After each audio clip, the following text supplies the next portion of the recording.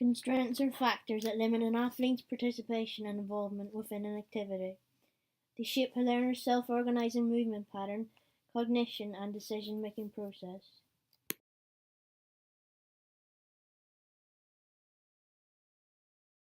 Within a constraint-led approach, the communication of constraints linked to the players, task, and environment come from the sport performance and skill acquisition.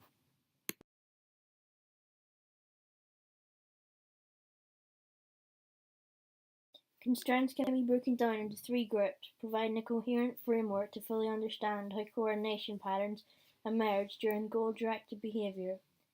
The three groups are the organism, which can also be called the performer, the environment, and the task.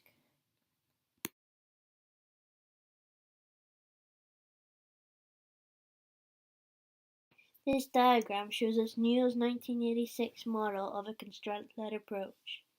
The four groups that are listed is the player, environment, task, and coach. The four groups each have an advantage or disadvantage within football. Looking at player as a constraint, the player's advantage may be height. This means it would allow them to get up closer to the ball while heading it to gain possession over their opponent. Looking at environment, a disadvantage within football may be the wind. This would undermine the speed or direction a ball may be coming towards a player. Within task constraint, putting the rule of a number of touches before having to pass to another player will increase the player's control, meaning they will become better in tight spaces in a game-like situation. An advantage a coach may give to a player may be feedback. If a coach was to tell the player how they could improve their technique, this would help the player's performance. The management of key task constraints, including the number of players, the rules, the pitch size, and environment, can be a very valuable way for coaches to produce game-like situations, focusing on player-specific skill and development needs.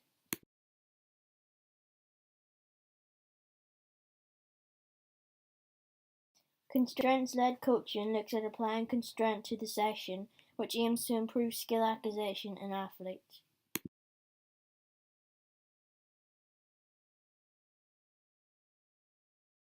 On modern and local clubs' football session, I discovered they were using area size as a task constraint to link their play to a game situation. Three players that were offenders had to keep possession of the ball, whilst the opponent, which was the defender, had to try and get possession and take the ball from them. The players had to learn to adapt to the area the coach gave them to play in. This meant they had to think about their timing on the ball and how they would use the space to win possession of the ball.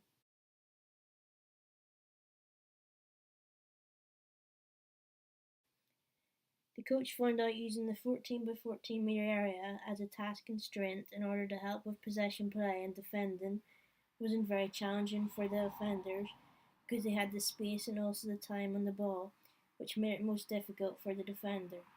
The coach found out by coaching this size of area as a task constraint wasn't very successful. In sports, the use of space permits effective instructions of skill.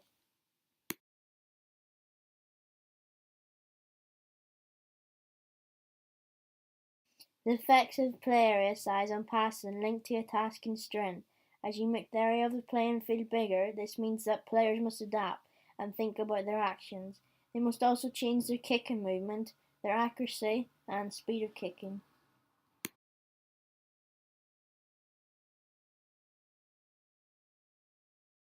The coach then moved on to attempt something more difficult. The size was decreased to an area size of 10 by 10 meters with just the same instructions within this drill.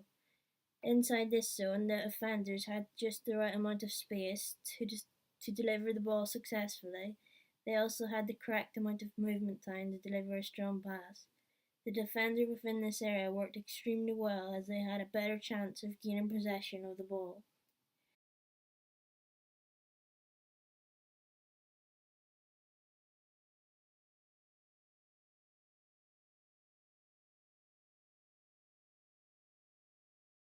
According to earlier studies, it was stated that small-sided games is an effective way to improve an individual player's practice period, technical skills within a tactical involvement, and physical capacities.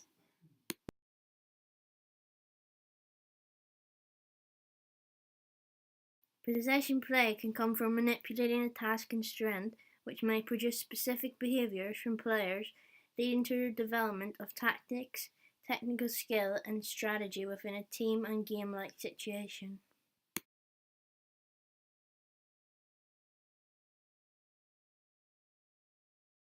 Within the last area size, it was reduced to 8 by 8 meters with still the same instructions, just a massive decrease in space.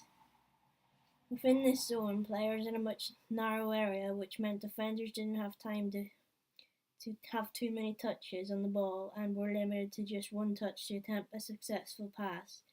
There were some slight struggles of delivery, which meant the defender had changed their tactics to suit the space they had and gained a lot of possession. The area size was a great and successful way of linking it to a real-life game situation, which meant players would be ready and prepared if they were stuck in the smaller areas. Possession is made up of accurate passing, which can create scoring opportunities, but having possession also means the other team don't have the ball, which can limit the number of chances they create, leading to a limited chance of success.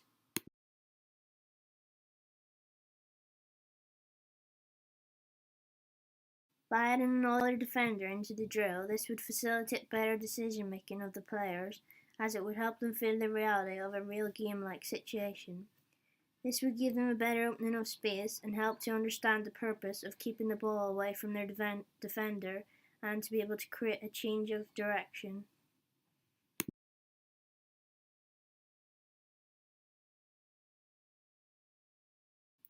The addition of extra opponents within the drill would have an effect on the playing environment, as this would have an impact on the solutions that emerge from this drill.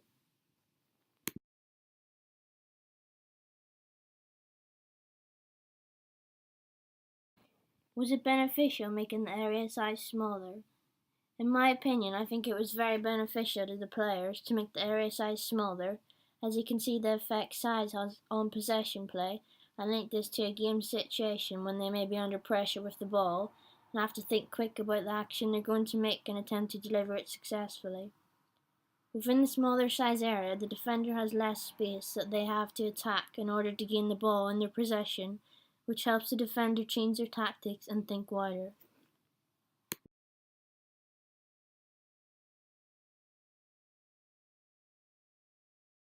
The present research revealed that a constraint-led approach in football coaching, using a task constraint to improve ball possession of an individual player, is a very worthy method of focusing on specific skills and linking them to a game situation.